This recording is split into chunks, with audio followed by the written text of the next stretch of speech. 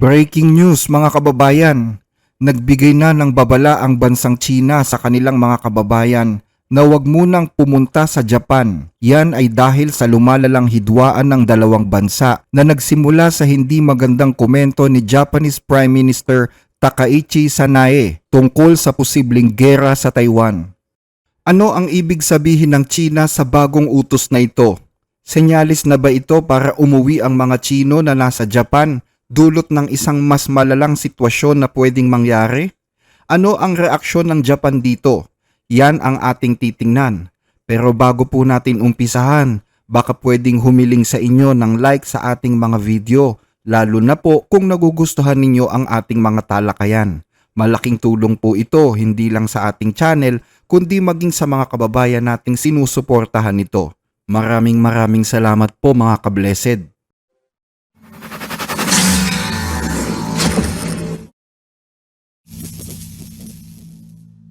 China has issued a travel warning advising citizens to avoid going to Japan. It's an escalation in a diplomatic feud caused by comments from Japan's new Prime Minister about Taiwan. Kung matatandaan kamakailan, sinabi ni Takaichi na ang pag-atake ng China sa Taiwan ay magiging isang banta laban sa seguridad ng Japan o survival threat. At kapag nangyari ito, mapipilitan daw ang Japan na ipadala ang kanilang puwersa para tulungan ang Taiwan at ang iba pa nitong kaalyado. Ang mga ganitong salita ay masyadong sensitibo para sa China, na maging ang ilang mga dating punong ministro ng Japan ay iniiwasan ang ganitong usapan. Pero tila mas pinili ni Takaichi na ibulalas ang kanyang saloobin tungkol sa isyong ito. Si Takaichi ay isa sa mga protege ng pinaslang na si former Japanese Prime Minister Shinzo Abe na kilala rin sa kanyang pagtutol sa pananakop ng China sa Taiwan. Iginiit naman ni Takaichi na hindi niya babawiin ang kanyang mga sinabi. Ayon sa Foreign Ministry ng China, ang mga sinabi ni Takaichi ay lalo lang nagpapalala sa relasyon ng China at Japan na hindi na nagiging maganda dahil sa pagtaas ng anti-Japanese sentiments sa China nitong mga nakaraang buwan. Dahil dito, nagbabala ang pamahalaan na huwag munang pumunta sa Japan ang mga Chino. Mula Enero hanggang Setyembre ng taong ito, halos 7.5 milyon na biyahero mula sa China ang bumisita na sa Japan. Ito na ang pinakamalaking bilang ng mga turista sa Japan kumpara sa alinmang bansa o rehiyon sa mundo. Ayon yan sa record na iniulat ng NHK na isang public broadcaster sa Japan. Kasunod ng announcement na ito, nag-alok na rin ng refund ang mga pangunahing airlines sa China gaya ng Air China, China Eastern at China Southern Airlines. Maliban sa pag-urong ng mga airlines sa China, naglabas din ng pahayag ang Chinese Defense spokesperson na si Colonel Jiang Bin noong Biyernes at sinabi niya na mapupulbos ang Japan sa oras na lumaban ito sa China at posibleng manganib din daw ang pag-iral nito sa mundo. Ang maling sinabi ng pinuno ng Japan tungkol sa Taiwan ay malaking pakikialam sa panloob na usapin ng China, isang matinding paglabag sa One China Principle sa diwa ng 4 na dokumentong na pagkasunduan sa pagitan ng China at Japan at sa mga pundasyon ng international relations. Hinahamon nito ang umiiral na kaayusang sa daigdig, nagpapahiwatig ng napakamaling mensahe sa mga pro-independence forces sa Taiwan at ang katangian at epekto nito ay sobrang mapanira, irresponsable at mapanganib. Ang isyu ng Taiwan ay panloob na usapin lamang ng China at hindi dapat pakialaman ng anumang banyagang bansa. Ngayong taon ay ginugunita ang ika-80 anibersaryo ng tagumpay ng mamamayang Chino sa digmaan laban sa pananakop ng Japan at sa anti-fascist war. Gayon din ang ika-80 anibersaryo ng pagbabalik ng Taiwan sa China.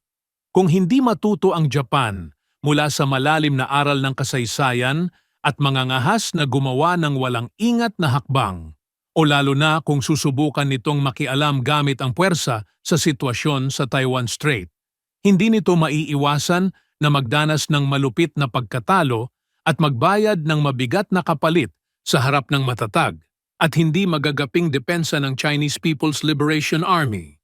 Ginuginita din ng China ang ika-80 anibersaryo ng ikalawang digmaang pandaigdig ngayong taon, kaya't wag daw subukan ng Japan na ulitin ang mga pagkakamali nito noong digmaan. Maliban sa sinabi ni Colonel Jiang Bin, naglabas na rin ng opisyal na anunsyo ang People's Liberation Army Daily, ang opisyal na dyaryo ng People's Liberation Army, na kung makikialam daw ang Japan sa Taiwan Strait, bibigyan nila ito ng isang head-on blow. Ang pamagat ng artikulo ng nasabing dyaryo ay Japan's daring to intervene in the Taiwan Strait situation will inevitably meet a head-on strike. Nagbabala pa ang nasabing artikulo na kapag pinilit daw ng Japan na makialam, gagamitin ng China ang karapatan nito sa self-defense gaya ng itinatadhana sa UN Charter at sa international law. Ayon pa sa nasabing artikulo, malisyoso ang intensyon ng bagong punong ministro ng Japan. Napakasama daw ng kanyang anyo at napakaseryoso at sobrang mapanganib ang pwedeng maging resulta nito. Napansin din ng China na nagkaroon ng pagbabago sa defense strategy ng Taiwan nito lamang taong ito. Tumalon kasi sa pagiging isang war-capable nation ang Japan mula sa limitasyong nakalagay sa kanilang konstitusyon. Pinalawak pa nila ang kanilang militar at dinagdagan ng 2% mula sa GDP ang budget ng hukbong sandatahan.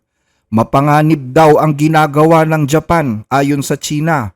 Noong buwan ng Nobyembre, inirekomenda pa daw ng Ministry of Defense ng Japan na muling pag-aralan ang next generation propulsion systems para sa bagong submarines.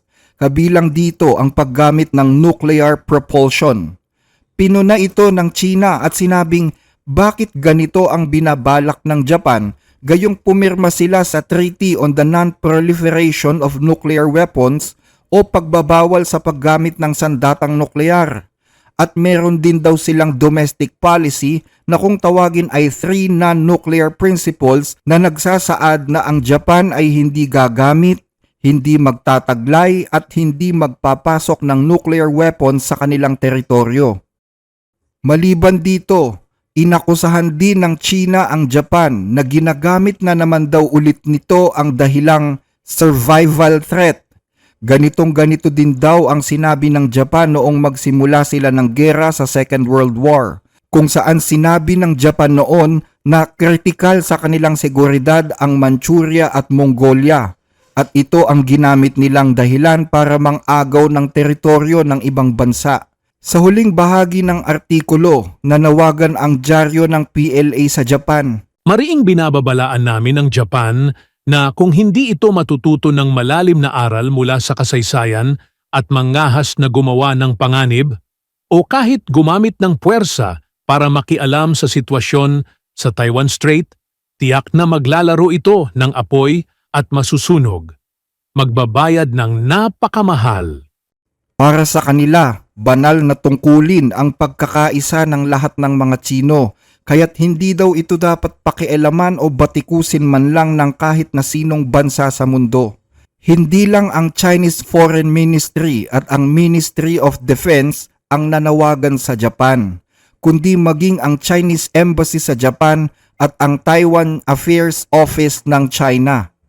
Kasunod ng kontrobersyal na sinabi ng Japanese Prime Minister, naglabas din ng video ang China kahapon kung saan muli nilang ipinagmalaki sa mundo ang kanilang bagong aircraft carrier na halata namang warning lang sa Japan kapag hindi binawi ng Japanese Prime Minister ang kanyang sinabi.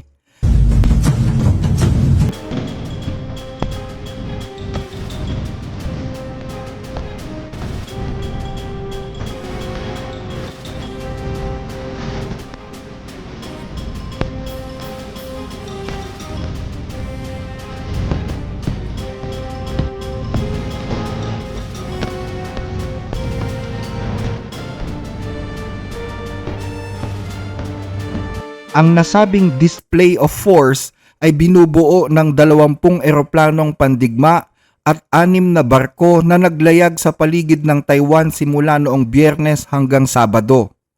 Pero syempre ayon sa mga eksperto, kung sakali man na salakayin ng China ang Japan, hindi posible na humantong ito sa pakikialam din ng Estados Unidos, lalo't 54,000 na mga sundalong Amerikano na nakabase sa Japan ang pwedeng madamay sa gulong ito. At kapag nangyari ito, hihilahin din nito ang iba pang mga kaalyado gaya ng Australia at iba pang mga bansa, kabilang na ang Pilipinas. Sa katunayan, ngayong buwang ito, pumirma ang Pilipinas para maging bahagi ng bagong tatag na Indo-Pacific Defense Council na binubuo ng United States, Japan at Australia. Isang defense council na pinirmahan ni Defense Secretary Gilbert Teodoro para tapatan ang agresyon ng China sa rehiyon. Layunin nito na labanan ang anumang aksyon na gagawin ng China para baguhin ang kasalukuyang sistema sa rehiyon sa pamamagitan ng panggigipit o ng puwersaman. Pinagtibay din nito ang arbitral ruling na ginawa ng International Court noong 2016. Pero sinabi na rin ng DFA na patuloy pa rin kikilalanin ng Pilipinas ang One China Policy, kung saan kinikilala natin ang PRC bilang isang nag-iisang lehitimong gobyerno na kumakatawan sa buong China. Yan ay kahit na may relasyong pang-ekonomiya at pangkultura ang Pilipinas sa Taiwan. Sinagot naman ng Japan ang mga banta ng China at sinabi nila na ang kaayusan sa Taiwan Strait ay napakahalaga hindi lamang sa Japan kundi pati na rin sa international community. Ang gusto lang naman daw nila ay magkaroon ng mapayapang solusyon tungkol sa isyong ito. Nananatili din daw ang Japan sa kanilang pinirmahang kasunduan sa China noong 1972 kung saan nakasaad dito na hindi kinikilala ng Japan ang Taiwan bilang isang hiwalay na bansa na lehitimong kumakatawan sa bansang China. Nakasaad din sa kasunduang ito na pinirmahan ng Japan na kinikilala nila ang PRC bilang nag-iisang legal na gobyerno ng nag-iisang bansang China o One China. Kahapon, naghain ng China ng protesta tungkol sa sinabi ni Prime Minister Takaichi sa sesyon ng parlamento. Bilang sagot, ipinaliwanag natin sa China kung bakit ganoon ang naging sagot ni Punong Ministro Takaichi na nakabatay din naman sa opisyal na posisyon ng Japanese government at nagbigay rin siya ng mga kontrapunto. Nagkaroon ng press conference ang manager noong 13 ng Nobyembre. Ang sabi ni Prime Minister Takaichi, may umiiral daw na emergency sa Taiwan. Tungkol naman sa sinabi ng Consul General ng China na nasa Osaka, sinabi ng punong ministro na sobrang hindi tama iyon, lalo't galing pa naman ito sa isang opisyal ng Foreign Relations. Pagkatapos maghain ng protesta, humiling sila ng mas malinaw na paliwanag mula sa China. Dagdag pa niya, ang kapayapaan at katatagan sa Taiwan Strait ay mahalaga, hindi lang para sa seguridad ng Japan, kundi pati na rin sa katatagan ng international community. Ang mga usapin tungkol sa Taiwan ay dapat magmula mismo sa Taiwan. At hindi rin nagbabago ang posisyon ng Japanese government na dapat maresolba ito sa mapayapang paraan. Nananatili ang posisyon ng ating pamahalaan ayon sa pinirmahan noong 1972 Japan-China Joint Statement. At hindi iyon magbabago. Patuloy tayong maghihintay ng mas maayos na tugon mula sa China. Ayon pa sa Foreign Minister ng Japan, hindi na kailangan pang bawiin ang sinabi ni Prime Minister Takaichi dahil ito ay sagot lamang daw niya sa pinag-uusapan ng mga oras na yon. Ganon din ang sinabi ng Japanese Prime Minister. Sabi niya, ito ay hypothetical lamang o personal na opinyon sa sitwasyon at nangako siya na hindi na niya ito babanggitin uli. Pero hindi maikakaila na malaki ang pwedeng mawala sa Japan sa oras na magulo ang status quo sa Taiwan. 70 milya lamang ang layo nito sa pinakatimog na isla ng Japan. Taon-taon, 5 milyong dolyar na halaga ng mga kalakal ang pumapasok sa Japan dahil dito. Kabilang sa mga produktong ito ang langis, electronics at raw materials. Pero noong 2024, tumarget ng 72.3 billion ang bilateral trade ng Japan at Taiwan. Kaya naman ang pagsakop sa Taiwan ay posibleng pumilay sa ekonomiya ng Japan dahil 60% ng kanilang electronic chips ay galing sa Taiwan. Kamakailan din ay parehong ipinatawag ng China at Japan ang kani-kanilang mga ambassadors para magpaliwanag tungkol sa hindi magagandang mga salita na binitiwan nila laban sa isa't isa.